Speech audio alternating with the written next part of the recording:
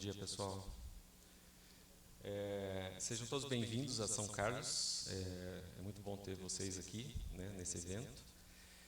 A primeira Escola Brasileira de Dinâmica de Rotores, né? A ideia aqui, né,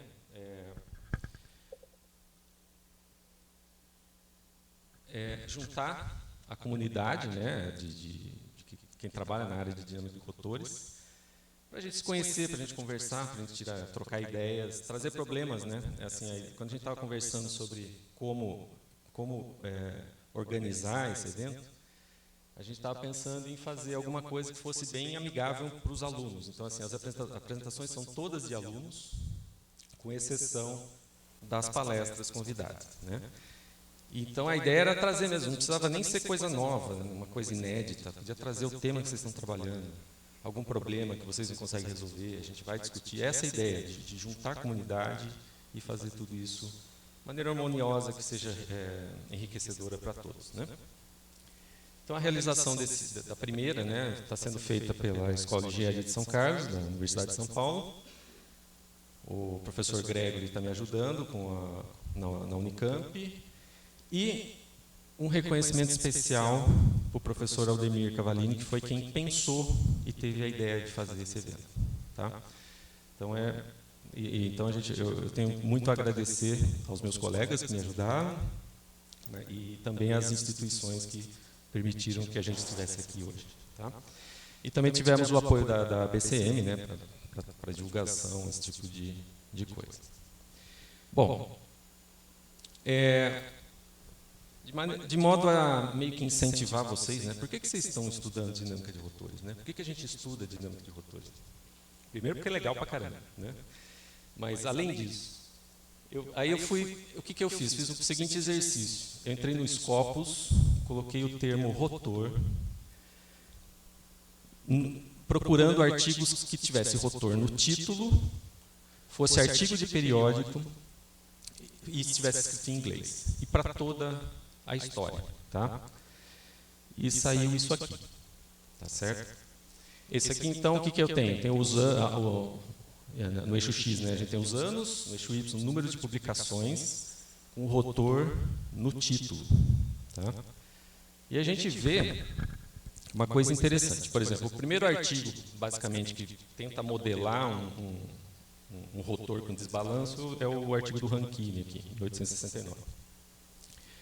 Mas ele não modela muito bem, ele usa um sistema massa-mola, sem amortecimento, e aí não previa direito os fenômenos, né? Aí veio o Laval, que desenvolveu as turbinas a vapor e começou a observar experimentalmente os fenômenos que a gente conhece hoje. Velocidade crítica, autocentragem, esse tipo de coisa. Aí veio o Foppel, que publicou talvez o primeiro modelo realmente que previa esse tipo de comportamento, né? Mas que não ficou famoso porque ele escreveu em alemão numa revista de engenharia civil. Então, ninguém ficou sabendo do trabalho dele. E aí, quem ficou famoso mesmo foi o Jeffcott, né? Que fez um modelo muito próximo do Foppel, né? Independente, lógico, mas com resultados parecidos. Interessante ver aqui que, apesar de toda essa evolução, né, levou 100 anos para a coisa decolar. Né? E por que começou só 100 anos para a coisa decolar? Porque na década de 60 a gente tem o advento da computação. Né? Então aí, a partir do advento da computação, ficou mais fácil de fazer os cálculos, né, e ver o que acontece, e aí a gente teve um crescimento, diria que quase exponencial aqui. Então, quando alguém virar para vocês e falar, mas o que tem para estudar em dinâmica de rotores? Então, pergunta para o resto do mundo o que tem. Porque está todo mundo fazendo. Né? Então, assim, essa é a justificativa da gente estar aqui hoje. Tá? Tem muita coisa ainda para ser estudada e investigada. Tá bom? Bom, então, falando um pouquinho mais do nosso evento, né, são 65 participantes de 8 universidades e 2 instituições que vieram assistir o evento. 10 alunos de graduação, 26 de pós, 29 pesquisadores. Né? Uma seleção bem interessante. O evento, como vocês sabem, está dividido em 2 dias. Né? Então, a estrutura é essa abertura que eu estou fazendo. Hoje a gente vai ter a palestra do professor Hans, um coffee break, depois uma sequência de apresentações, o almoço. À tarde, a palestra da professora Kátia, coffee break, apresentações. E estão todos convidados para ir num happy hour hoje. A gente sai daqui e vai. Tá? No Seu Gera, fica na Rua Episcopal 2440. Tá? Cada um paga o seu, viu? Não é assim. O coffee break é grátis, a cerveja não, tá bom? E aí a gente faz uma passeata, é bem perto aqui do campus. Tá? E amanhã a gente segue de novo, né? Professor Ilmar, de manhã, um coffee break, apresentações, almoço. Professor Valder, coffee break, apresentações. Tá bom? Então, uma atenção aqui especial, por exemplo, os apresentadores. Seria legal que vocês viessem durante o coffee break e trouxessem as apresentações para esse notebook, para a gente não ficar perdendo tempo de trocar de uma apresentação para outra. Tá? Então, durante o coffee break, por favor, tragam um pendrive. A gente monta umas pastinhas aqui e vai jogando as apresentações. E preencher o termo de uso de imagem, porque a gente vai gravar as apresentações e a intenção é colocar disponibilizar no YouTube. Tá?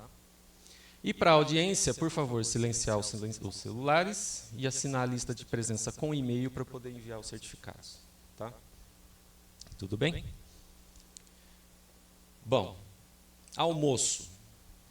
Aqui é o campus onde nós estamos, né? A gente está bem no meio, aqui é a praça, a gente está aqui do lado da biblioteca.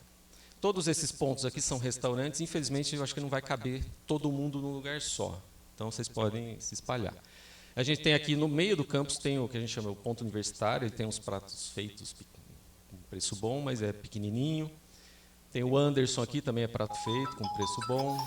O Santos Celeiro, prato feito com preço bom. Picanha na tábua é por quilo, mas é um pouquinho mais caro. E assim vai. Esse mapa está no site do evento, então você pode consultar lá, no Dicas, tá certo? Para vocês se localizarem, o campus ele está num plano inclinado. Tá? Se vocês estiverem subindo, vocês estão vindo para cá. Se for descer, vocês estão indo para lá. Tá? Então, muito provavelmente, muitos entraram pela entrada principal, aquela entrada do arco. Né? A entrada do arco é aqui embaixo. Né? Então, tem até esse aqui é uma avenida em torno de um riozinho, então tem um lado mais baixo. Então, aqui tem um Habib's aqui, tem McDonald's aqui, tem um shoppingzinho com praça de alimentação. Tá? Então, isso aqui tudo é na parte de baixo, descendo. E aqui é na parte de cima, subindo. Tudo bem? Para quem for vegetariano ou vegano, eu recomendo o 13 e o 14, tá? Que são os restaurantes vegetarianos. Então, o que eu peço para vocês? Aproveitem, né, esse evento. Aos alunos, façam perguntas. Os alunos tendem a ficar muito acanhados. Né? Façam perguntas. Né? Mesmo que pareça boba, qualquer pergunta é válida. Assim, enriquece. Se você tem dúvida, é uma maneira de você melhorar isso. Mas, no final das contas, o que a gente quer aqui, na verdade, é se divertir um pouquinho. Né? Então, obrigado mais uma vez pela presença e aproveitem o evento. Ok? Obrigado.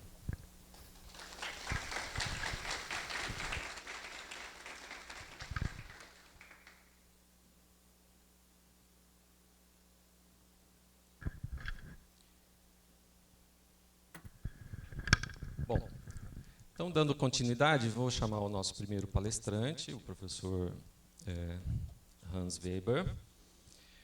O professor ele tem graduação em Engenharia Mecânica pela Universidade de São Paulo, mestrado pela Federal do Rio de Janeiro, doutorado pela Universidade Técnica de Munique. Né? Atualmente é professor titular emérito da PUC do Rio, foi professor assistente adjunto da COP entre 68 e 64, foi professor titular da Unicamp entre 64 e 97, superintendente do Centro de Tecnologia da Unicamp também, entre 90 e 96. Ele recebeu a comenda da Ordem do Mérito Nacional Científico, né, em 2002. Em 2008 foi convidado para integrar a Academia Nacional de Engenharia E ele tem muita experiência na área de dinâmica de corpos rígidos, corpos elásticos, plásticos, atuando na área de dinâmica de rotação, dinâmica não linear, impacto e biomecânica. Então, professor Hans, muito obrigado pela disponibilidade, por ter aceitado o nosso convite, e a palavra é sua. Obrigado. Bom dia a todos. Vamos antes ver se está tudo funcionando. Vocês estão me escutando? Já tem uma tela? Imagino que sim. Alô? Sim, a gente está escutando. Está tudo tranquilo. Tá, então, eu tenho um prazer imenso de ter, vamos dizer, recebido e aceito esse convite para dar uma pequena palestra. Eu tenho uma desculpa grande por essa, vamos dizer, participação virtual, por uma série de circunstâncias que realmente eu não consigo, vamos dizer, sair 3 dias, e nessa época era impossível para mim. Então, vocês vão me desculpar esse caminho via, vamos dizer, tela, na verdade. E caracterizar o seguinte, quer dizer, vocês vão ter uma vez na vida, se Deus quiser, também a mesma sensação. Depois que você passa dos 80, você passa por um portal onde você só faz as coisas prazerosas. Então, eu estou enquadrando, vamos dizer, essa apresentação como uma coisa prazerosa para mim, e eu espero que também seja prazerosa para vocês. Na realidade, ela não vai ser uma apresentação científica, mas sim uma retrospecção comentada de meu passado de pesquisador nessa área. E aí eu, de alguma forma, seleciono, vamos dizer, os caminhos e os enfoques. A pergunta inicial sempre, no fundo, é você saber como é que eu fui parar na dinâmica de rotores, que a gente não nasce com isso aí feito, digamos, não é? Quer dizer, é interessantemente que tanto isso quanto o que segue sempre foram, vamos dizer, oportunidades que apareceram e que acabaram me colocando por dentro, digamos, dessa temática, né?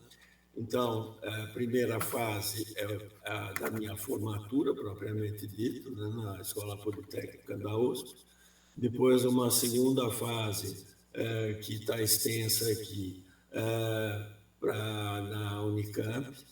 Vai ter um intermezzo aí entre a saída da Poli, que eu fui para o Rio de Janeiro para fazer o mestrado, e depois para a Alemanha para fazer o doutorado, mas aí eu vou contar mais sobre isso daqui a pouco. Então, mas são as 3 fases. E a fase do Rio de Janeiro, eu fui professor da Unicamp há uns 25 anos e outros 25 na PUC do Rio. Então, isso assim seria uma coisa de abrangência geral. Uma coisa que a gente tem que lembrar, como o Rodrigo falou agora, quer dizer, os anos 60 se caracterizaram por uma mudança básica para entrada no sistema de computadores, né? Acontece que na USP, quando eu estudei, o que existiam eram maquininhas que você girava para lá e girava para cá para fazer soma, subtração e coisas desse tipo. Então, as coisas só aconteceram aos poucos, né? Veja, naquela época era obrigado Napoleão a fazer um estágio, e o primeiro estágio que eu fiz foi, interessantemente, um estágio junto à firma Barbará, que era perto de casa, e que trabalhava com o quê? Trabalhava com ferro fundido, e fundia e, vamos dizer, produzia esses corpos alongados, esses tubos, com uma bandeja de aço, de ferro fundido, colocada dentro do tubo, o tubo girava e espalhava o material. Quer dizer, essa era, vamos dizer, a atividade industrial, né? de criar um tubo, com uma série de, vamos dizer, problemas, inclusive de estagiários que vão lá, começam a fazer desenho da máquina e mandam o estagiário embora. Mas isso é simplesmente o detalhe técnico. Eu não passei muito tempo lá, não, porque lá era muito cheio de poeira. Passei muito tempo, quer dizer que eu passei o mês de julho, que estava, vamos dizer, sem aulas. O segundo evento meu, eu vou esquecer, que foi a Volkswagen, que eu não tenho nenhuma lembrança dela. O terceiro foi um estágio de 1 ano junto à empresa Brown Boveri, e que fabricava, naquele tempo já, se começaram a fazer as primeiras grandes usinas, né, hidrelétricas. E eles trabalhavam equipamentos. Eu, basicamente, como sabia alemão, traduzia coisas, mas, vamos dizer, não me interessou ficar trabalhando numa empresa como essa, e por alguma razão que foi digamos, a aparição, digamos, na USP, de 2 professores do Rio de Janeiro, convencendo alunos a fazerem o mestrado na COP, que estava, vamos dizer, sendo criado na época ainda, né? Quer dizer, tanto que em 1967 a COP mudou da Praia Vermelha, ou daquela região da Praia Vermelha, para a Ilha do Fundão, né? E atrasou a entrada, mas nesse meio tempo eu fiquei como trainee da Companhia Termoelétrica Piratininga, que essa imagem que está aqui é uma imagem atual, quer dizer, eles ainda trabalham, evidentemente, com outro tipo de material que eles queimam, mas eu vi o comportamento de pessoas ante essas grandes turbinas, porque você tem toda uma problemática, digamos, de começar muito devagar para não haver uma distorção do próprio eixo da turbina se você fosse muito rápido no processo de aquecimento. E aí tinha uma história que tinha uma turbina que estava ruim, tinha um japonês ali que tinha feito o curso dele também na Politécnica, e, vamos dizer, deixaram ele trabalhar algumas vezes, depois falaram, não, eu vou chamar um cara do Canadá. Aí veio o cara do Canadá, olhou aquele negócio lá, parou a máquina 2 ou 3 vezes, que é sempre uma trabalheira, porque leva alguns dias para ligar de novo, e depois mandou comprar outra turbina. Falei, é nessa área que eu vou trabalhar. Bom, quando chegou na COP, eu vou entrar numa coisa que eu vou ler para vocês, que dá uma certa continuidade, mas quando chegou na COP, no fundo, eu queria fazer a parte térmica, porque foi a parte que, dentro da Escola Politécnica, foi a que me estimulou mais. E aí vem uma história toda que eu vou ler aqui. Em 67, 68, eu fiz o mestrado na COP. Eu consegui uma bolsa do DAD e o aceite na área térmica em 3 universidades. Uma semana antes da partida, via transatlântico, em 3ª classe, até Gênova, eu recebi uma carta informando que deveria me apresentar ao professor Kurt Magnus na Universidade Técnica de Munique. Ele era conhecido como um grande professor alemão de dinâmica. Esse foi um forte ponto de bifurcação que definiu toda a minha vida acadêmica. Veja, um negócio que muda, mas você não se rebela, você se adapta, né? Uma situação curiosa foi o meu primeiro encontro com ele, quando, depois de me apresentar e falar sobre as minhas intenções, ele me disse que negou a minha vinda devido ao fato de ter fundado o Instituto de Fabricani em 1966. E, naquela época, ainda não havia lugar para onde me colocar. Mas ele me lançou um olhar intenso e perguntou se eu ficaria na biblioteca. Mais tarde descobri que ele escreveu uma carta de 2 páginas ao DAD explicando a situação e que provavelmente outros aceites foram apenas respostas curtas. E alguém do DAD não leu a carta até o fim, onde o Marcos mencionava negativo. Sorte minha. 2 meses depois eu recebi um assunto para investigar: controle de atitude de satélites. Isso é o que havia de mais moderno na época. E satélites, como se sabe, tirando os geoestacionários, satélites giram, não é? Então, os personagens do Instituto, daquela época, o Magnus aí no meio, do lado, vamos dizer, direito, olhando aqui, é o Crise, que é o técnico mecânico, veja, do lado de cá, do lado de lá, a Fink, que era a secretária, e embaixo fotos de figuras parcialmente notáveis. O Schilling, que foi co-orientador com o Magnus da minha tese, que foi professor em Stuttgart e foi muito tempo presidente lá enfim, da coisa de mecânica, da sociedade de mecânica. Agora, essas coisas acontecem, como o velho esquece de repente. O Schweitzer, que é um professor que lidava com toda a parte, vamos dizer, tecnológica, experimental, que quando saiu da universidade, eu tenho que fazer uma pausa, que você na Alemanha, para virar professor, você tem que mudar de universidade, você não faz concurso para a própria universidade. E o Schweitzer foi para a Suíça, trabalhou em mancais magnéticos, mora metade do ano no Brasil e outra metade lá em Florianópolis e outra metade na Suíça. Esse senhor aqui desapareceu da nossa história. Esse é o Peter Miller, que é um grande amigo meu, matemático, que está ativo também, digamos assim, uma vez por mês ele vai na faculdade. E o Lückler era o cara que trabalhava em informática. Então, eu estou colocando isso para ver porque eu cheguei lá e me integrei a esse grupo e aprendi demasiado com esse grupo. Mas tinha as coisas boas da vida também. Então, essa aqui, depois dele conseguir as salas, evidentemente, depois de eu sair da biblioteca, era a sala dos alunos de doutorado. Que estou eu aqui numa foto aqui, com o mapa de Viena de um lado, do Rio de Janeiro do outro. Quem sabe o que é isso aqui? Um computador analógico, que é uma coisa, vamos dizer, tecnologicamente importante naquele tempo. E lembrar que em Munique o inverno é pesado, que o instituto ficava aí dentro. Né? A tese, depois de 3 anos, que eu apresentei, que está em inglês, Optimal Attitude Control of Satellites, with Rotors, in which the spin is simultaneously reduced. Quer dizer, existia uma maneira, através das equações diferenciais, que caracterizam esse movimento, esse corpo, você poderia tirar o impulso, digamos, que ela tinha. Veja, cada vez que o satélite, por exemplo, recebe algum impacto por algum meteorito, alguma coisa desse tipo, ele vai girar na direção do impacto. E aí ele tem rodas de reação internas que seguram aquilo.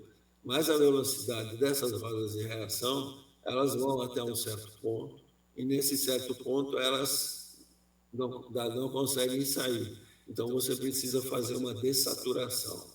E essa técnica, vamos dizer, que eu estudei nesse tempo, é uma técnica que não deixa saturar, porque você trabalha sempre com as rodas de reação num ponto mais baixo. Na tese de doutorado, isso é muito especial, eu saindo da sala depois da apresentação e do exame, os colegas seus, eles fazem, mas nem os professores sabem, quer dizer, são colegas que trabalham, tem o Cris que está aqui, né? E outros professores e colegas de doutorado, aí bolam um chapéu, e esse chapéu aqui tem um sistema de controle que, de qualquer coisa que fizesse com ele, ele apontava sempre para o Rio de Janeiro, porque aqui em cima tinha um mapa do Rio de Janeiro, além de ter a bandeira do Brasil. Então, isso foi uma comemoração. O próprio Magnus, que aqui está, ele, vamos dizer, ainda não tinha entendido direito como funcionava a coisa, o Schiller, o Kriser e eu, naquele final de tese. Bom, eu sempre ia buscar minha inspiração em algum lugar, e na frente da universidade existia um espaço do Homo, é uma estátua, onde estava representado o Homo, que tinha lá suas ligações comunistas. Eu fui procurar minha inspiração lá. Depois de alguns anos, como vocês veem aqui, a universidade resolveu parar com essa história e botar ele lá para cima. Mas, enfim, aí você tem uma coisa que sai de Munique e volta para a COP do Rio de Janeiro, e aí vem uma série de outras histórias que a gente vai considerar daqui a pouco. Eu vou fazer um pequeno intermezzo para fazer uma... sim, entrou aqui Peraí, deixa eu colocar direito. Então, aí tem mais uma outra história ainda. Quando eu voltei para o Rio, isso foi em 1972, quer dizer, eu fiquei lá de 68, final de 68 até 71. Em 72, trabalhava na COP, foi um ano interessante, a gente cheguei preparativo para fazer o primeiro COBEM, na realidade, embora eles nomeiem como o segundo, porque antes disso tinha tido uma reunião lá em Florianópolis, de 15 pessoas, então chamaram que aquele é o COBEM 1, então esse era o COBEM 2. Então nós montamos o COBEM, e nesse COBEM aí, e que foi em 73, o ano de 73 na COP foi muito complicado, com uma série de coisas desagradáveis em relação ao Coimbra, que era uma pessoa maravilhosa, etc, etc. Aí tinha coisa de militar, aí tinha isso, tinha aquilo. O fato é que diversos colegas meus começaram a sair para cada lado, e eu, nesse COBEM de 73, tinha recebido um convite da Unicamp. Aí eu peguei e saí da cidade do Rio de Janeiro para vir para esse conjunto aqui, que é Campinas, onde você tem do lado de cá, digamos, o nosso setor da engenharia ficava aqui nesse ponto, aqui embaixo, que você tinha então a área central da universidade, e aqui, quer dizer, bem diferente do que é hoje em dia. Então, daqui eu vou começar então a contar a história, mas antes de mais nada, primeiro, uma coisa que eu trouxe da Alemanha, que aliás depois eu ganhei da Fundação Humboldt, e que eu vou usar aqui para mostrar uma série de coisas para vocês, que é o giroscópio do professor Marcos.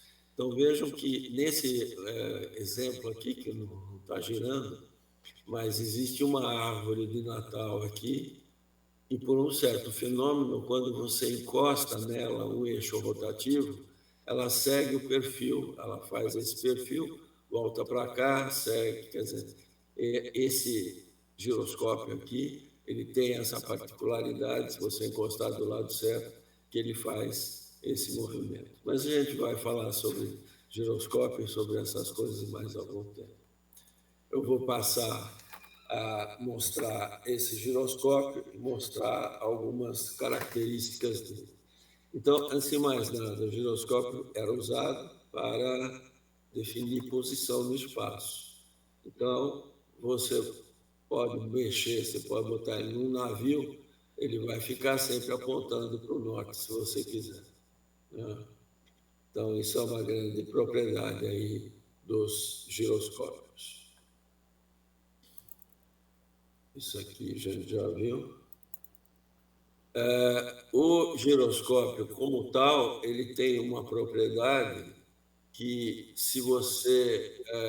veja o seguinte, nós vamos ver isso daqui a pouquinho, mas, digamos, o valor mais importante que você sempre tem é da quantidade de movimento angular, o tal do momento, né? Angular momentum, ou quantidade de movimento angular, que era a forma antiga de você pronunciar isso. Se você der um impacto nessa estrutura, isso aqui está girando, digamos, tudo está quieto. Aí você dá um impacto nisso aqui, com isso você dá um momento para lá, e com isso você tem essa quantidade de movimento angular acrescida de um ΔH, e ele vai começar a andar para lá e de lá. Então, isso a gente vai falar um pouco mais daqui a pouquinho. Agora, por exemplo. Né? Então, veja, aqui tem o nosso giroscópio, eu vou botar ele para girar. Vou colocar agora um peso do lado de cá, e o que ele vai fazer? Ele vai andar para lá. Então, esse é o rotativo, tá? A máquina não deixa de ser uma máquina rotativa, o giroscópio. Aí vamos para uma outra máquina rotativa, porque ele tem duas rodas, né? Você pega uma bicicleta. Então, quando você inclina o corpo da bicicleta para o lado de cá, ela automaticamente vai fazer essa curva. Todo mundo que anda de bicicleta sabe disso. Né? Aí teve uma vez um aluno, na pós-graduação, que me fez uma pergunta o seguinte: Peraí, tem que mudar aqui de página. Ele fez a pergunta seguinte: eu estou numa moto, se eu dou um impacto para o lado, por exemplo, direito ou esquerdo, se eu dou um impacto para o lado direito, ela tomba para o lado esquerdo. Quer dizer, ele bate com a mão, com essa mão ele bate para frente, e o que vai acontecer é que ele vai tombar para lá. Então, vamos ver como é que isso aí acontece aqui. Então, está aí, está girando para lá. Você vê, ele levantou o bico. Quer dizer, se ele levantou o bico é porque ele tombou para o lado de cá. Então, dentro dessa, vamos dizer, construção, né, dentro desse formato de construção que é feito para você ter uma série de propriedades, você consegue mostrar fisicamente esses fenômenos. É claro que associado a isso, você sempre vai ter equações diferenciais, e com essas equações diferenciais você vai caminhando, né? Agora, observe bem, esse giroscópio tem uma versatilidade fantástica, porque a propriedade, digamos, mais importante, no fundo, é a distribuição de massa, não é a massa, né? Então, a distribuição de massa você acaba tendo, pelo fato do movimento no espaço, você acaba tendo 3 eixos nessa história aqui. E isso aqui, por exemplo, do jeito que ele está, ele representa quase que um disco.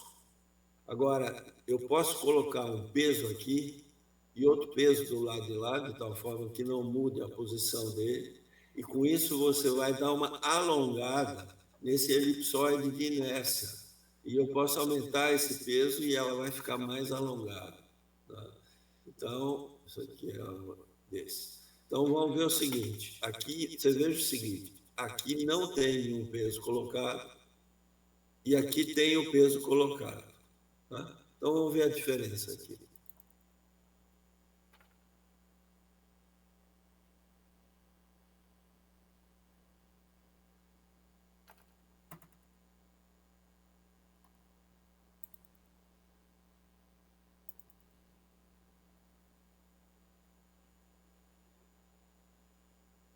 Do nada, ele tem energia para fazer todos esses movimentos, tá?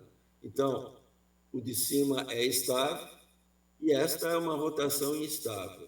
Bom, então, isso significa que você tem que tomar cuidado.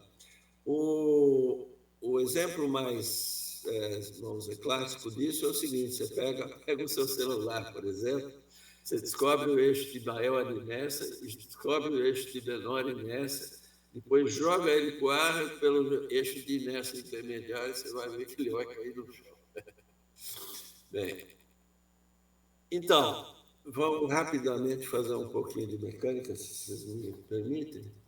Dentro da parte, vamos dizer, plana, você tem uma massa. Essa massa pode ser pultiforme, ela tem uma velocidade, mas se você tem uma massa e uma velocidade, você tem uma quantidade de movimento, que nesse caso é uma quantidade de movimento linear.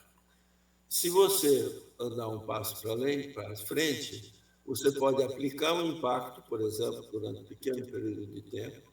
Devido a esse impacto, você vai ter uma variação da quantidade de movimento linear e vai criar uma nova trajetória para esse corpo. Então, tudo aqui, isso aqui é basicamente a história da lei de Newton, né?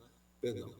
Você tem esse F dt igual a dg é a quantidade de movimento linear, ou seja, você tem a integral de f dt v2 menos v1, que é uma lei de impulso, e aqui finalmente você vê que você tem então a força e a aceleração, que é a lei de Newton clássica, né?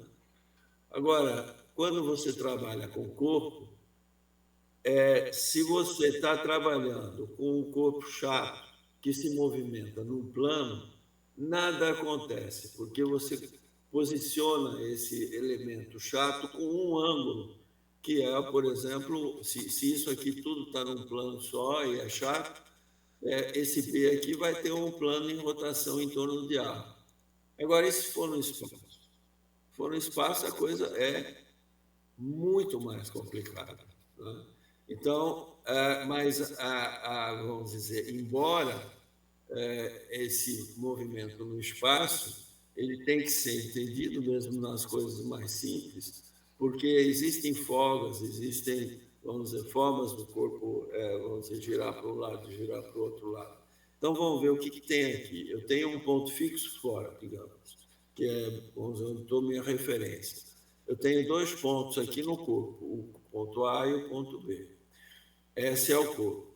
Então, se eu, vamos dizer, adoto o ponto A para fazer o movimento de translação, quer dizer, o ponto A estaria fazendo o movimento de translação. Então, como a translação, vamos dizer, quando você tem uma translação, todos os pontos do corpo têm a mesma velocidade e têm o mesmo movimento, mesmo que essa translação seja circular, tá? Mesmo que você faça um movimento desse tipo, se não entrar outro ângulo da história, isso aqui, se não estiver girando, ou se a seta não estiver girando, essa aqui girando, no plano, você tem uma translação. Mas, se não, você tem uma rotação. Então, você pode sempre separar que você tem um caminho de O para A, o A você localiza, e agora o B em relação a A vai representar a rotação desse corpo. Então, o que eu faço? Dentro da notação, vamos dizer, que eu uso, o R, que seria o raio, para o ponto A, eu não boto o ponto O aqui, porque é meio redundante, escrito no sistema de coordenadas F, ele é obtido por essas diferenças, tá? E ele pode também ser escrito no sistema de coordenadas S do próprio corpo. Então, no próprio corpo, eu teria x, y, z, por exemplo, como as coordenadas do ponto B em relação a esse ponto A, e essas coordenadas são constantes, por quê? Porque no A, esse corpo não se deforma. Aí você tem agora, imediatamente, o que acontece entre essas duas configurações de A e de B. Isso é uma coisa. Outra coisa que é importante saber é que você pode derivar esse vetor aqui, mas ele é constante, mas ele está embarcado e, portanto, tem uma velocidade, uma derivada diferente de zero. Outra figura importante para mim é o seguinte: você tem um vetor. Esse vetor tem 3 componentes. Existe uma outra forma matricial de você expressar essas 3 componentes, que é através de uma matriz. Essa aqui é uma matriz associada a esse vetor, onde você tem uma diagonal principal aqui e você tem menos z, y menos x, exatamente essa formatação permite que essa matriz seja usada para fazer o produto vetorial. Então, se eu quero fazer o produto vetorial, digamos, disso aqui com isso, eu posso, é só simplesmente multiplicar uma matriz por ela. Essa matriz que acontece aqui é uma das coisas mais sui generis e mais interessantes de toda a notação. Ela tem zilhões de nomes aqui. Então, ela é a matriz de transformação de coordenadas, que você está passando as coordenadas de S para O. Ela pode ser chamada de matriz de rotação, por exemplo. Ela pode ser chamada de matriz de orientação. Ela pode ser chamada de matriz de atitude. E, finalmente, tradicionalmente, ela pode ser também chamada de matriz de cossenos diretores. Então, ela é estruturalmente importante. Veja, quando você estuda um ponto, a posição desse ponto no espaço pode ser acompanhada por um vetor. E o resto você tem derivando. Quando você tem um corpo, você tem que enfiar 3 ângulos nele, porque ele tem 3 graus de liberdade. E aí a coisa complica e você tem que trabalhar, então, com essas representações, como falado aqui, que é a matriz que leva digamos, a posição R para a posição R. Ela tem uma propriedade extremamente importante, que é a inversa igual à transposta, quer dizer, é uma matriz ortogonal cujo determinante é igual a 1. E, a partir dessas considerações, A velocidade, a definição de velocidade angular, melhor que você pode ter é essa aqui. Esse ômega de F para S, quer dizer, a velocidade angular do corpo S, relação ao corpo F, escrita no corpo F, é o produto da derivada dessa matriz de orientação pela transposta dela. Isso aqui é a base. Então, porque enquanto que no estudo do ponto a coisa mais importante era a posição do ponto e as suas derivadas, na hora de você trabalhar com o momento, você trabalha com essa matriz aqui. Tá? Veja o seguinte, quando você usa essa matriz, quer dizer, de YDF para S, como são 3 rotações, eu posso fazer uma sequência diferente. Então, essa aqui é a sequência de Euler, em torno de Z, de X e de Z. Essa aqui é a frequência de Cardan, de X, de Y e de Z. Então, aqui você fala que é as 3 posições, né, enfim, que tem lá os seus nomes característicos, né, de giro em torno do centro, depois levantamento, etc. E aqui você também tem uma possibilidade diferente, que ainda não está muito nas bibliografias, não, que você trabalha basicamente com uma espécie de rotação ortodrômica aqui, ou seja, uma rotação que não envolve o spin e o spin da coisa. Muitas vezes eu vejo, por exemplo, a pessoa falando, não, porque então você tem a rotação A, depois a rotação B, depois é o spin. Não é o spin. Quando você faz esse movimento e esse movimento, você cria um spin interno. Esse aqui não é o verdadeiro spin do motor, do rotor. Esse é o verdadeiro spin do rotor. Isso são coisas interessantes a serem vistas. Né? E essa velocidade angular, então, ela pode ser escrita parcialmente. E aí é muito fácil, né? Porque essa matriz é muito fácil de fazer, de lembrar, etc, etc. Então, você trabalha com essas matrizes, ou aqui, ou aqui.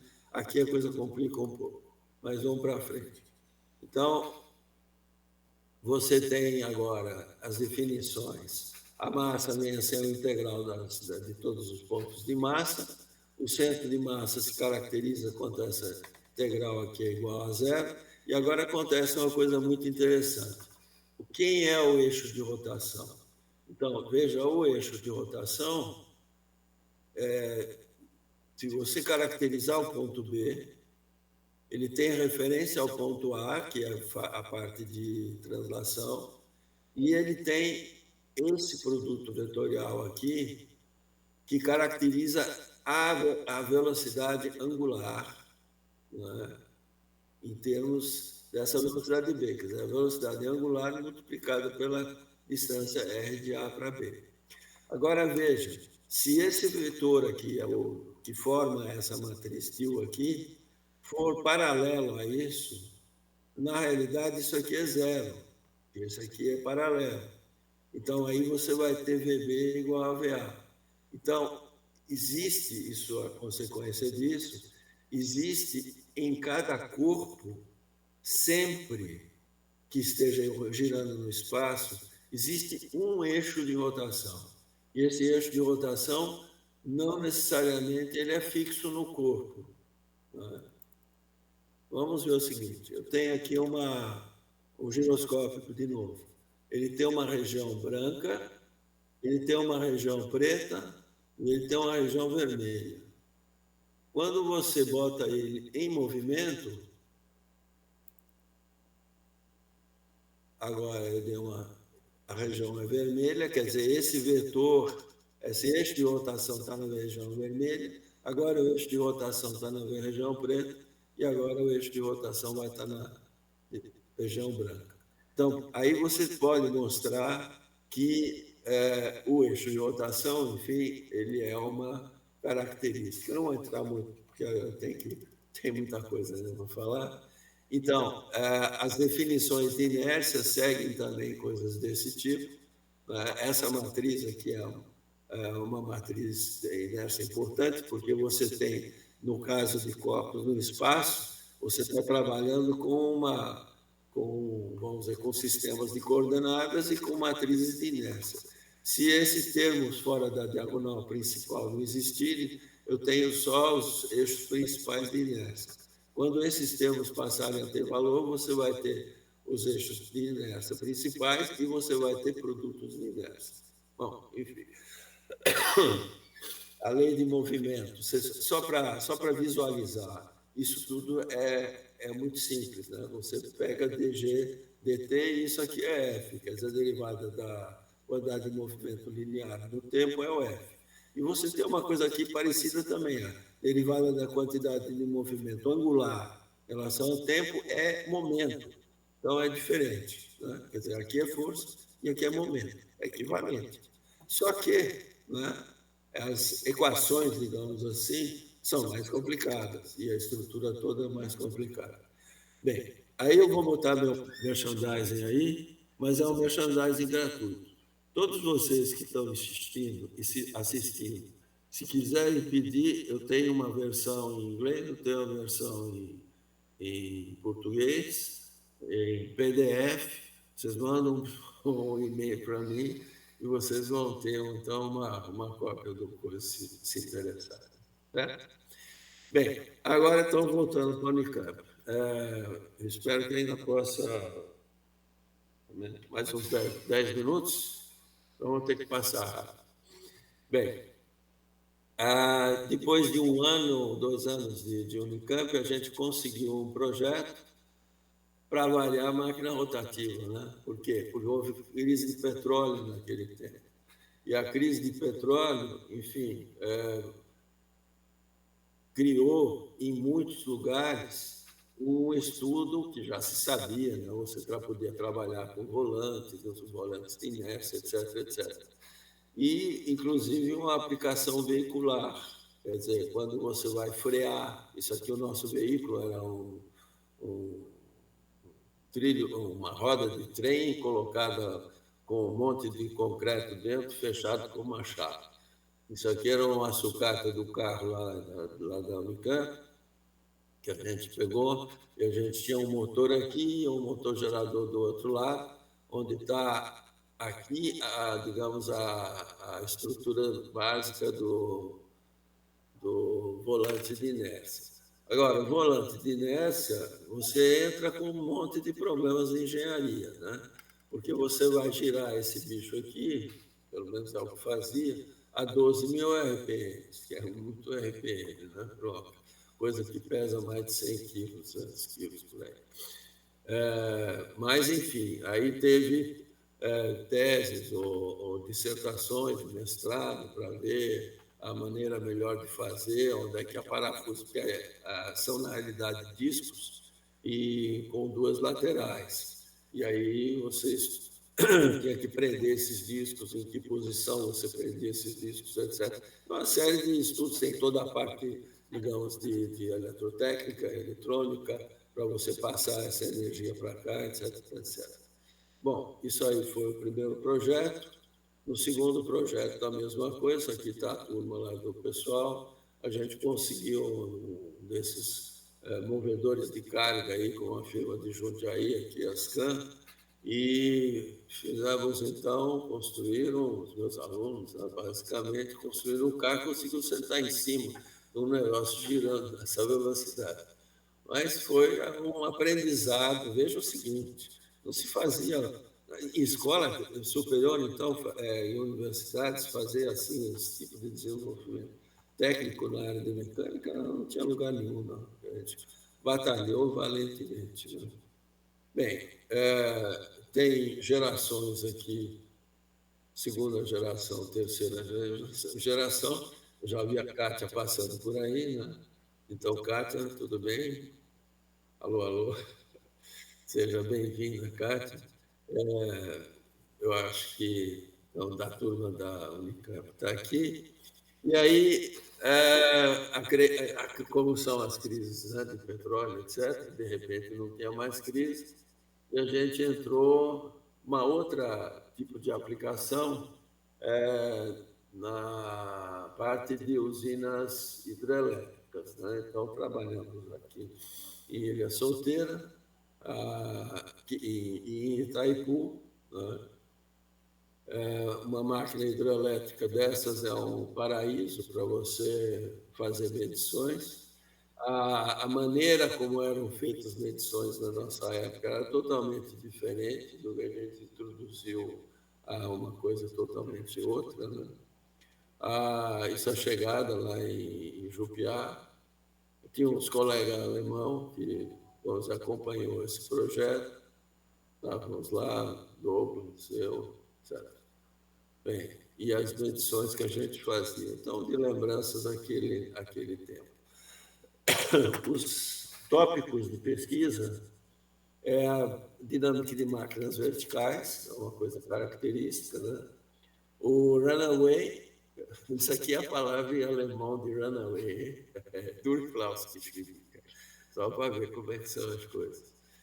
Depois, eles tinham um problema, que eles tinham 4 máquinas, acho, japonesas, e que se comportavam, ou eram 2, e que se comportavam de uma forma diferente do resto das máquinas europeias, queriam saber por quê. Começou a se falar em condition monitoring e determinação de parâmetros e sistemas de diagnóstico. Isso aqui é importante, porque eu tive uma bolsa da Fundação Humboldt em 82, parcialmente em 84, e isso permitiu, de um lado, esse projeto, com o apoio da Fundação Volkswagen, e, do outro lado, eu comecei em 86 com os congressos de dinâmica, ou dinâmica, né? Quer dizer, e isso foi vamos dizer, integrou, no primeiro dinâmica que a gente fez em Nova Friburgo, tinha 60 brasileiros, tinha quase 20 alemães, e todo esse povo começou a andar para lá, para cá, quer dizer, as coisas se criaram nas universidades, né, de Santa Catarina, que estavam já muito bem, Uberlândia, que era a equipe que veio, em grande parte, da COP, quando deu aqueles problemas da COP, convidei eles para vir para o Unicamp, e por aí vai, né? Quer dizer, tem muita coisa real. Esse projeto permitiu a construção de uma bancada, só para lembrar, né, é muito importante você ter digamos assim, a possibilidade de pegar suas coisas teóricas e executá-las e verificar os problemas práticos. Isso é uma coisa. Veja que o disco aqui embaixo, ele é cônico, então eu poderia fazer uma folga aqui, posso estudar esse movimento. O eixo ia a 8.000 RPM, uma coisa assim, mas a gente não foi tão alto. Tivemos um acidente, mas não aconteceu, porque estava tudo muito protegido, na verdade. Trocamos o eixo original tinha vindo da Alemanha, tá? E a maneira de prender as coisas aqui, você veja a maneira de você fazer a sustentação do eixo. Por que fazia isso? Porque eu media basicamente o movimento desse eixo através dessas lâminas que suportavam exatamente esses corpos aqui. E a possibilidade de subir e descer. Então, uma série de coisas. A máquina está aqui, né? Eu tenho que pensar no tempo. Nicolete, quanto tempo eu posso ainda falar? Oi, Hans, acho que mais uns 15 minutos dá. Tá, então eu vou. Tá, então veja o seguinte: com essas experiências que a gente foi ganhando na Unicamp, a gente começou a fazer trabalho para fora. E um negócio que é fascinante é isso aqui: é máquina de papel. Nós tivemos na Clamin, já acho que os rolos não eram tão grandes assim, mas eram grandes o suficiente, estudando problemas de mancais. É um negócio fascinante, você olha para isso, né? Isso aqui é uma foto que provavelmente, eu não sei de onde saiu, mas as coisas devem ser um pouco distintas. Mas, basicamente, uma ultracentrífuga, ela é um tubo, né, que tem talvez 2 metros de comprimento, uma coisa assim, às vezes tem uma junta aqui no meio, e gira aí a 100.000 RPM, um troço assim, uns 40, 60 centímetros de diâmetro. E eu, quando tive aí, falando rapidamente, quando eu tive em Munique, o meu professor, né, ele trabalhava nessa área aeroespacial alemã e foi para a Rússia, né, a convite dos russos, e foi preso lá numa ilha que ele ficou 10 anos lá, antes de voltar a ficar 2 anos em Stuttgart e depois virar professor. E foi o cara que não queria, porque ainda não queria o brasileiro no meio da história. Mas, quer dizer, essas centrífugas receberam, quer dizer, o pessoal especializado, magos, com toda a sua turma, começaram a estudar como é que esse troço funciona. Eles trabalharam com um sistema embaixo que tinha um pino, quer dizer, a outra centrífuga brasileira, que eu saiba, ela é toda de mancal magnético embaixo e em cima. Mas, na época, as turbinas lá da Urenco, como é que é? Elas tinham um pino e o pino ficava em cima de uma plataforma que se movimentava. E eu vi eles fazendo todos esses cálculos, não é que seja secreto, mas eu vi eles trabalhando, discutindo e almoçar com eles. Então, consegui trazer um pouco do meu conhecimento para cá, e um dos prazeres que eu tenho, na realidade, é o período que eu trabalhei junto com o pessoal da Marinha. Mas isso é outra coisa. Isso aí, não vou perder muito tempo com isso, são professores internacionais que, graças a esses vários dinames, começaram a aparecer constantemente aqui. Isso aqui vale a pena, né? Porque o Omar, ele foi meu aluno de graduação, de iniciação científica, de mestrado, depois fez doutorado com o FAF. A professora Cátia Cavalca, que está aí, que fez o doutorado em Milão, o Franco Dedini também, o Mesquita foi trabalhar com o Pop. Então, isso tudo derivado do fundo de um erro do cara que me mandou, em vez de me mandar para a área técnica, me mandou para a área Z. Aqui está o Atala, que depois foi para os Estados Unidos, Cardinale, Luiz de Paulo, então tem alguns nomes. Aí acabou sendo o campo, eu 6 anos aí na parte do CT, e vim para a PUC. Na PUC eu tive muitos alunos também. Né? Eu só peguei essa lista aqui, que são alunos próximos, onde os vermelhos foram todos posteriores, só para dizer como é que estão. Né? Fred está na Noruega, Álvaro está em Munique, Abel está perto de Munique, Luiz Fernando vai aparecer o nome dele aí, está na Inglaterra, Rafael está na Audi, trabalha na Audi, o Ramiro voltou para o Peru, e o William Cardoso trabalha na firma de fresco Norra em Munique, que toma cerveja no meu lugar. Então, isso aqui basicamente é o caminho agora que foi então para a PUC. Então, os vários movimentos que você tem de brocas. A primeira grande pergunta, a gente trabalhava com broca tricônica, por que elas ficam desse jeito depois de algum tempo? Então, a gente fez uma bancada com uma série de possibilidades e de representação de comportamento, sempre isso, né? Quer dizer, você tem a teoria, constrói um modelo, trabalha em cima do modelo. Né? Em cima disso veio esse trabalho. O Luiz Franca, ele saiu depois da PUC, ficou uns tempos na COP, mas aí ele foi para a Austrália, ficou no CSIRO da Austrália uns 6 ou 8 anos, depois ele foi para uma empresa na Inglaterra. Isso aqui agora, já estamos entrando no Rômulo, que imagino que esteja por perto. Alô, Rômulo, tudo bem contigo? Agora vamos ver o que é isso.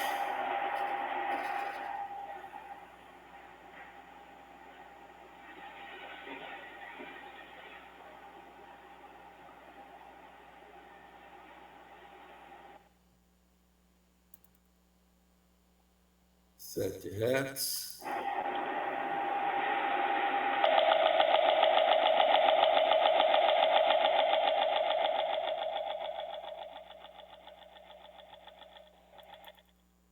Ressonância.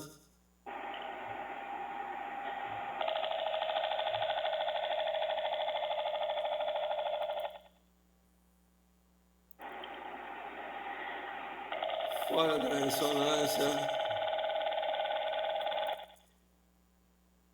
uma representação importante para isso, resultados numéricos, uma bancada, vou pular essa bancada aqui, porque essa foi feita com um rapaz que veio da Alemanha e passou uns tempos na PUC. Aqui tem os trabalhos do Rômulo. Aqui a vantagem aqui é a seguinte, o Rômulo deve estar por aí, então, se vocês tiverem alguma dúvida, pergunte para ele, tá? Puro responsável aqui, tá?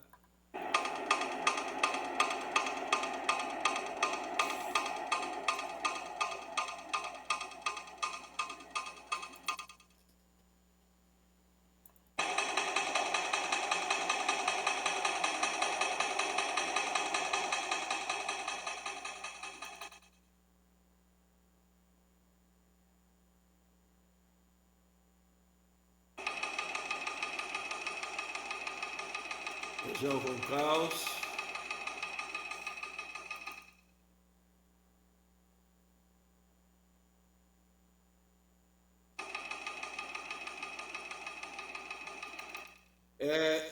Tem que dizer o seguinte, como comentário só, quer dizer, a gente trabalhou com as coisas do Franca, que era um processo de impacto, e o processo de impacto acabou sendo, digamos, estudado com muita, enfim, profissionalismo e tal pelo Rômulo. Ele pode apresentar, ele pode falar sobre...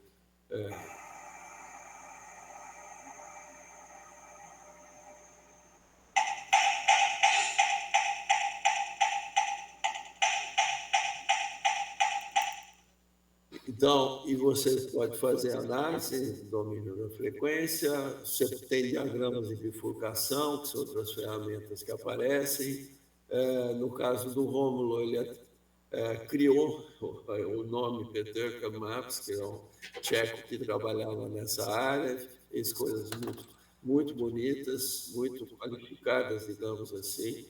No aluno seguinte, a gente pensou em fazer novamente impacto, o rotor, né? Você vê se tem um eixo grande, um motor, tem um rotor aqui embaixo, você tem um anel e aqui você tem, na realidade, um sistema de poder deslocar essa parte aqui. Esse aqui foi o trabalho do César Lampe, e que, depois de fazer uma parte do doutorado comigo, terminou o seu doutorado com o Ilmar, vamos conversar mais tarde a respeito. Isso aqui é uma foto do laboratório fantástico lá que o Ilmar tem na Dinamarca, né? Resultados dele. Depois, finalmente chegamos na época atual, drill string. Então, o drill string tem um eixo longo, novamente. Você vê, a gente fez N variáveis, N formas de fazer girar. Uma série de alunos, três alunos fizeram doutorado lá. Rapidamente, isso é uma coisa mais antiga, mas você novamente tem uma coisa desse tipo, né? Tem toda uma parte analítica aí, e aí você pode ter um diagrama desses, quer dizer, um diagrama muito bonito. Estou fechando aqui já. Então, isso aí é um outro tipo de trabalho de doutorado, inclusive. Eu tenho um bipêndulo, o motor dele ele está na junta do meio. Quer dizer, o objetivo desse movimento é você conseguir dar a volta, né? Quer dizer, ele com uma força interna é como se estivesse mexendo lá o joelho, né? E aí você consegue... Então, isso aqui vai encerrar a minha apresentação. Então, veja o seguinte, isso aqui é um sistema que eu posso dizer que é linear, né? Então, tá bom. Linear. E aqui, esse sistema já não é mais linear, porque ele já resolve arrumar suas coisas por caminhos próprios. Sintonizou, agora desintonizou, vai saber exatamente o que ele vai fazer, né? Você pode fazer essa coisa aqui, eu dou uma rotação, uma coisa interessante, ele usa a energia, isso aí está ficando, vamos dizer, perdendo energia, mas ele mantém a velocidade, justamente porque ele tem esse corpo descendo, né? E, finalmente, aqui, digamos, para terminar essa coisa,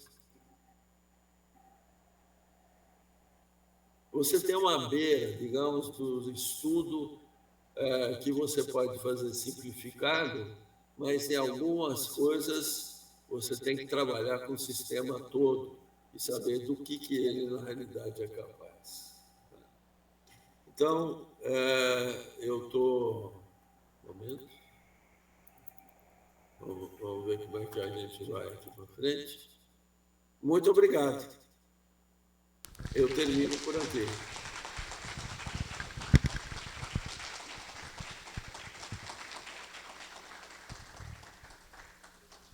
Obrigado, Hans, pela brilhante palestra, muito legal. Aliás, eu vou fazer um comentário. A gente costuma usar de maneira metafórica a expressão, quando eu cheguei aqui, tudo era mato, né? Mas no Hans, a Unicamp era mato mesmo, quando ele chegou, é impressionante. Bom, eu abro a palavra para perguntas. Alguém gostaria de fazer um comentário?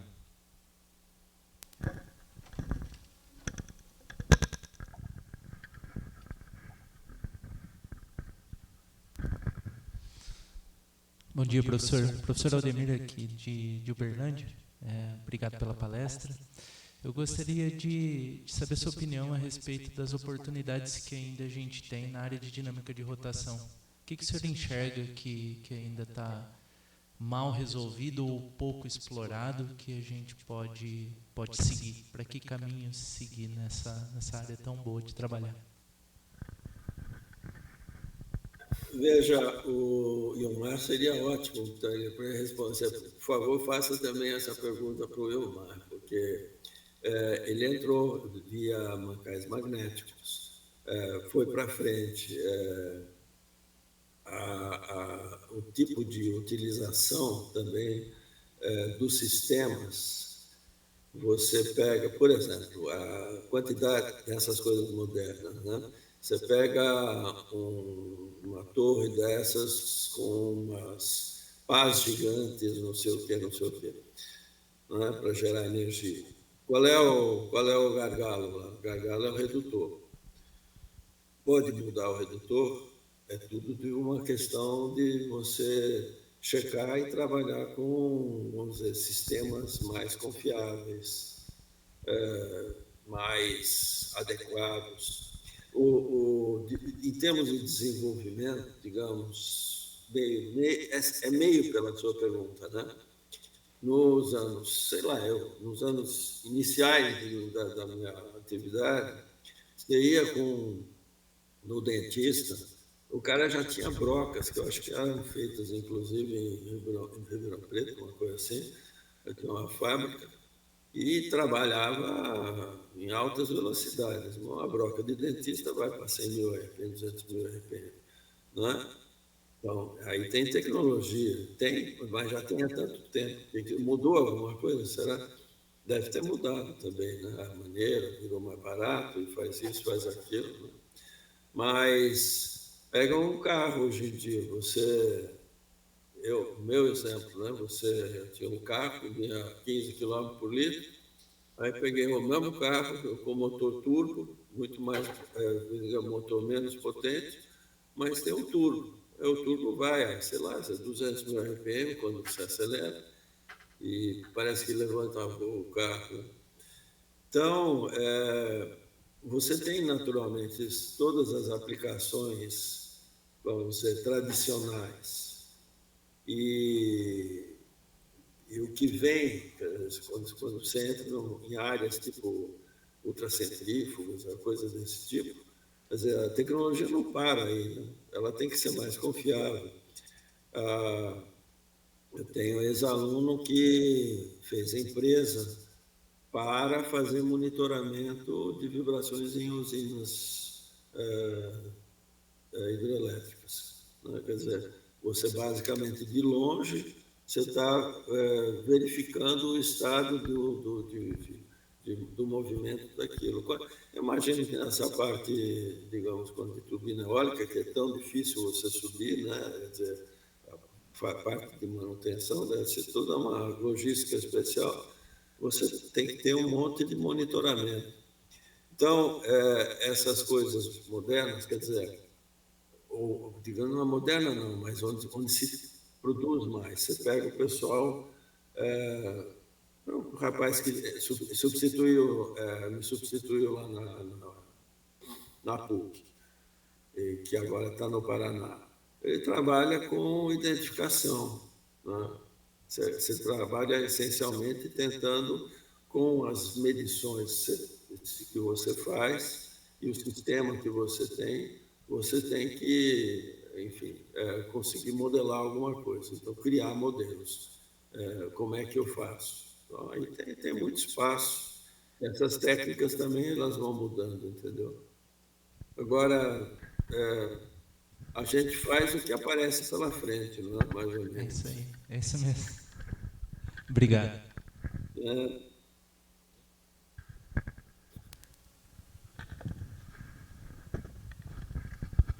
Bom dia, mestre. É o Rômulo aqui. Eu fico muito impressionado com a sua capacidade de lembrar das coisas. Eu estou fora. Se alguém vier perguntar alguma coisa da minha tese, eu não lembro. Eu volto para você. Mas, só para tentar complementar o que o Odemir estava perguntando, já foram alguns papos nossos de alguns bares, né? Sobre a questão de coluna de perfuração. A gente entende muito bem esses modos de vibrar, eles separados, né? Que foi algo que o Han já mostrou, né? Acho que a vibração lateral, as precessões é algo já bastante conhecido. O stick slip é algo que o Hans abordou com as bancadas lá, com o Bruno, com a Ingrid e outros. Mas uma dificuldade que eu vejo na indústria é como essas coisas se acoplam. Porque, no final, a coluna de perfuração é uma máquina rotativa, só que extremamente flexível. Essa dinâmica, eu já vi de tudo. Já vi stick slip gerar vibração síncrona, já vi stick slip não dar em nada, já vi stick slip gerar fadiga e quebrar e deixar a coluna no fundo do poço. E quando é que uma coisa acontece como outra coisa não, né? Essa parte básica, a gente sabe muito, a indústria sabe muito pouco, porque falta dinâmica, falta pessoal de rotores. Um excelente comentário, Romulo. Pegando um gancho nessa, porque a coluna de perfuração é uma máquina grande, comprida, né? Se a gente for para o outro lado, se a gente diminuir, miniaturizar um rotor pequeno, a dinâmica vai ser a mesma ainda, Hans? Ou chega um limite que começa a mudar a coisa? Não tem um limite que começa a mudar tudo, né? Basta você entrar no micro coisa, né? Quer dizer, na hora que você miniaturizar para você ter por exemplo, um dispositivo que você coloque no sangue e que faz uma série de ações, esse negócio é tão pequeno, mas seguramente é possível, né? Quer dizer, a natureza consegue, né? Você vai na molécula, entra na molécula, entra não sei o quê, vai entrando. Então, isso aí realmente é um espaço aberto, eu acho. Aí deve acontecer muita coisa ainda, né? Já acontece, né? Quer dizer, você vê que entre operar abdômen e você fazer uma operação por colonoscopia é uma diferença que você tem que, de alguma forma, também definir, modelar. Quer dizer, não é na galega, né? Embora muitas vezes as coisas começam no tentativa e erro, né? Mas, sei lá, quando errar, morrer é complicado, né? Você tem que modelar bem antes.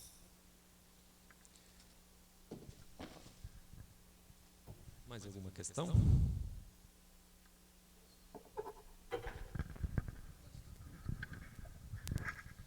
Oi, Hans. Antes de tudo, parabéns pela apresentação. Aqui é o Gregory da Unicamp. Oi, tudo bem? Fazer um simples comentário e fazer uma pergunta junto. Recentemente, o professor Robson Pederiva, ele liberou a sala, né, que ele se aposentou, e os técnicos conversaram comigo e mostraram os mapas e as bobinas da época que vocês faziam um sensor no GEPROM para fazer as medições.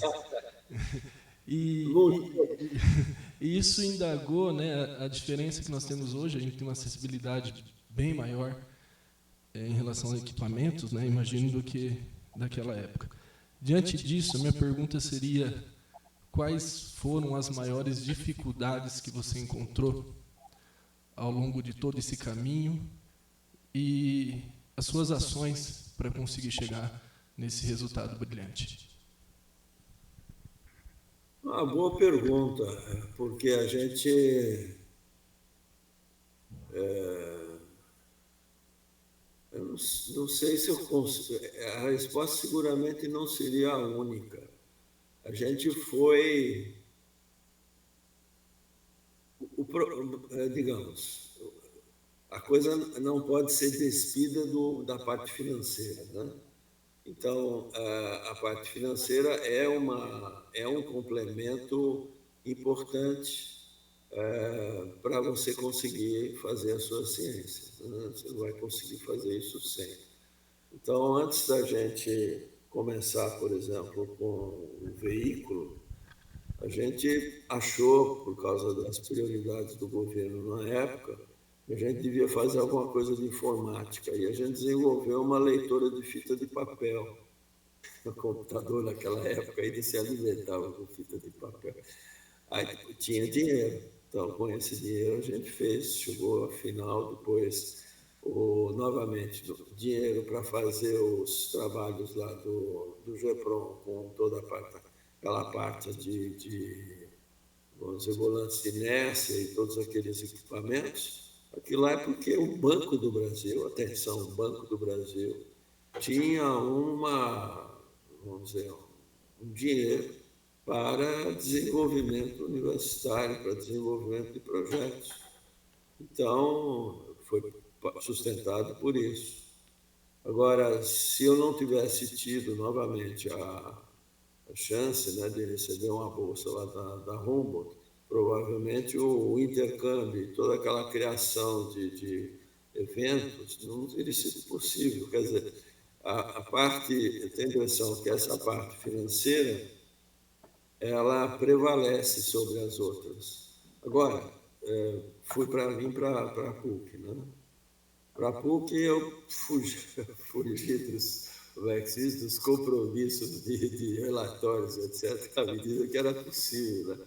Então, o que a gente fez, né? Quer dizer, a gente procurou fazer coisas simples, que desse para fazer meio com pocket money, de alguma forma, né? Com a bolsa, com isso, com aquilo, sem grandes projetos por trás. E quando a coisa, agora no finalzinho, né? Quando a coisa começou a complicar, por causa, digamos, interno da instituição, da maneira de você poder ter dinheiro para alguma coisa, você precisa entrar em projeto para a Petrobras, por exemplo, com a maior parte dos meus colegas, mas eu nunca quis assumir esse compromisso. Eu peguei a pessoa que estava trabalhando, foi para Berlim, lá ficou 6 meses em Berlim e escreveu o último terço da tese dela com uma máquina que é 100 vezes melhor do que a que eu tenho no laboratório para fazer Drillstream. Mas aí depende, né? Se você tem exemplos, por exemplo, na COP, né? Trabalhando coisas que vieram pela Petrobras e que são gigantescas, vamos falar assim, né? Precisa? Não sei. Francamente, talvez não seja bem o espírito, embora as universidades hoje em dia, os professores de alguma forma têm que ser, não estou falando a nível de Brasil só não, né? Internacionalmente falando, os professores têm que ser meio empresários e é um outro esquema, né? Quer dizer, você tem um outro viés aí totalmente diferente, uma outra maneira de encarar, você não vai ser diferente dos outros. Então, você tem que seguir por esses caminhos. Eu, graças a Deus, eu sou de uma geração, poder me dar o luxo de, vamos dizer, fazer as coisas mais simples. Perfeito, Hans. Obrigado.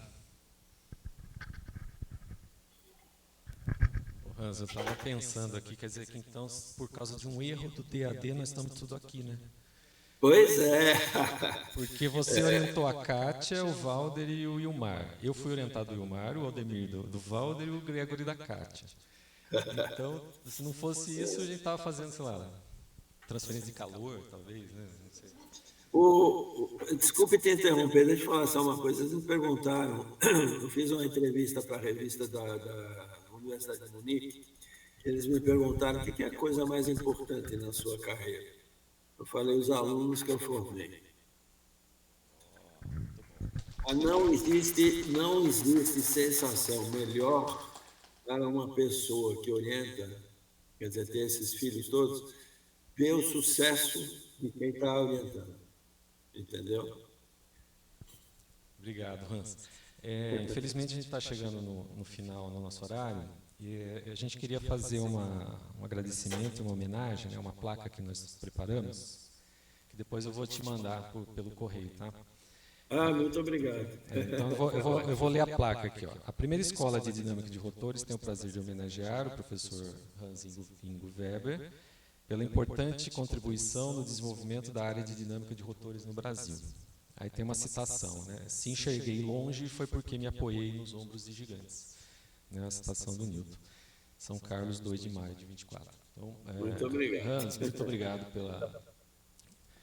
pela palestra, por ter aceitado, pela discussão e pela contribuição inestimável para o país, né, nessa área que você basicamente desbravou e o resultado está aqui. Aqui são os seus descendentes, vamos dizer assim, estão todos aqui. Muito obrigado. Muito obrigado a você. Muito obrigado.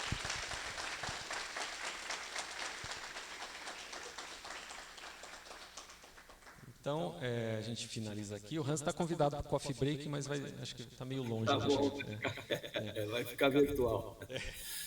Tá bom, gente. Um bom congresso para vocês, digamos, uma boa escola para vocês, e que façam amigos entre si, e essa amizade é uma coisa que a gente leva para frente, né?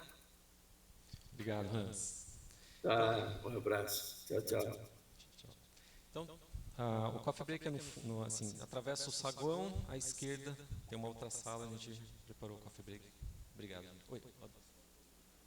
Sim, quem for apresentar agora de manhã, mesmo quem de outros dias também pode vir espetar o pendrive aqui para colocar as apresentações. Obrigado.